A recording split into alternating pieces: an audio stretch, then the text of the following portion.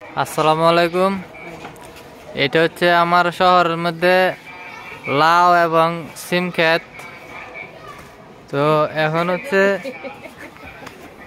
লাউ গাছ হচ্ছে লাউ ধরে না। এখন আমার আম্মা বলতেছে আগা ডোগা না খাইলে নাকি লাউ ধরবে না, তাই আগা ডোগা কাটার কাজ শুরু হয়ে গেছে। এখন খাইয়া ফেলবো। তো এভাবে হচ্ছে কিছু আগা ডোগা খাইয়া শেষ করি। শাক সবজি নাইলে নাকি লাউ হয় না আমার আম্মু বলতেছে। তো আপনাদের যাদের হচ্ছে লাউ হচ্ছে না, আপনারাও খাওয়া শুরু করেন।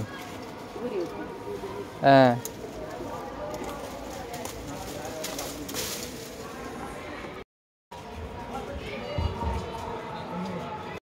আমার কাছে হচ্ছে ফুল ধরে কিন্তু লাউ ধরে না, এই জন্য কাটতে ফেলাম ডাইরেক্ট।